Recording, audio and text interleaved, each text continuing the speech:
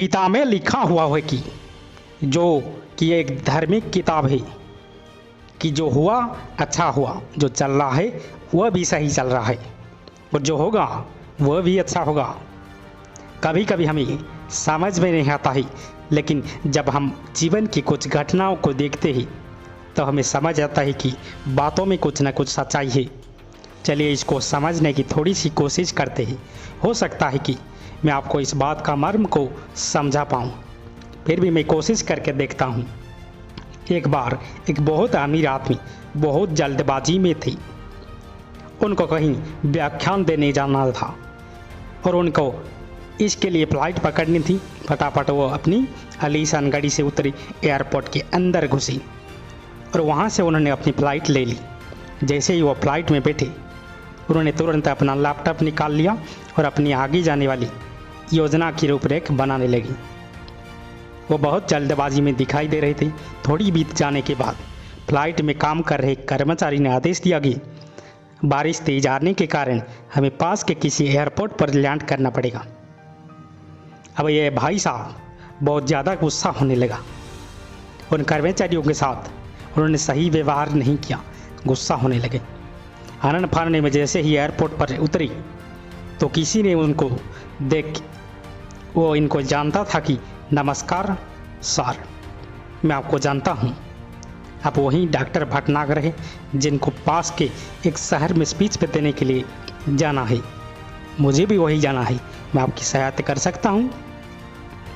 इस शहर से उस शहर की दूरी 3 घंटे की है।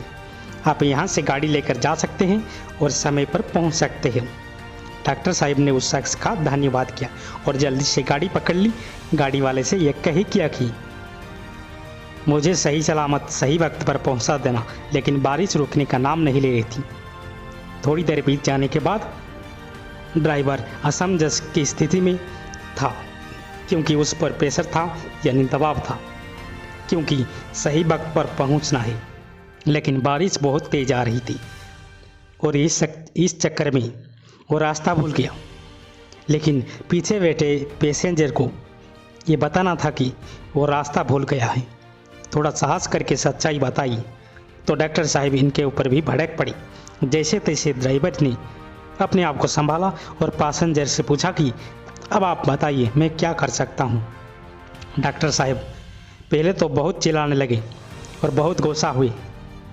जो भी इसको भड़ास निकालनी थी वो निकाल ली और कहा कि अब जहाँ कहीं भी रोकने की व्यवस्था हो वहाँ चलिए, पास के गांव में आता है और गांव में एक छोटा सा घर है।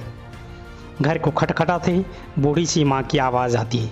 माँ बोलती है कि परेशान न करिए, आप अंदर आ सकते हैं। बुढ़िया माँ ईश्वर की भक्ति में लीन था।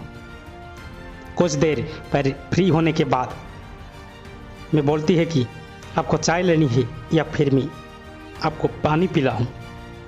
जो भी वो अवगत कर सकती थी उन्होंने कर ली। आपने हमसे पूछा, इसके लिए ईश्वर का बहुत बहुत शुक्रिया। तो इतने में बुढ़िया बोली कि नहीं, ईश्वर का धन्यवाद तो मैं तब करूँगी जब मेरा एक छोटा सा बच्चा ठीक हो जाएगा। ये पिछले काफ़ी समय से बीमार है। इसके मम्मी पापा बहुत जल्दी गुजर गए थे और इसके इलाज के लिए बहुत पैसा लगना है। मैं जानती हूँ कि शहर के एक बहुत बड़े डॉक्टर है, वही डॉक्टर भटनागर उसका इलाज कर सकते हैं। आप देखिए कि कितनी मार्मिक स्थिति है। डॉक्टर साहब को जाना था स्पीच देने, लेकिन यहाँ कहाँ गई? एक झोपड़ी में उस बच्चे का इलाज करने। क्यों? क्योंकि जब दिल से किसी चीज़ को आशा की जाती है तो कहीं ना कहीं वो मुराद पूरी होती है। भरोसा हो अगर ईश्वर पर, सच्चे दिल से हर काम हो सकता है। इसीलिए आस्था रखना बहुत ज़रूरी है। लेकिन आज के समय में कुछ लोग इस तथ्य को दरकिनार कर सकते हैं कि ऐसा संभव नहीं है। मैं मानता हूँ कि कहीं लोगों की सोच बहुत अलग होती है, लेकिन एक सिंपल सा फंडा है। अगर आप आस्था रखते हैं तो कहीं ना कहीं इसका फ़ायदा आपको मिलता है। इसलिए जो होता है अच्छा होता है, जो हुआ वह भी बहुत अच्छा हुआ और जो होगा वह भी बेहतरीन होगा। हमेशा सकारात्मक नज़रिए से जीवन को जीने की कोशिश करें, क्योंकि लाइफ में वही आपको मिलेगा जो आप उसे दोगे।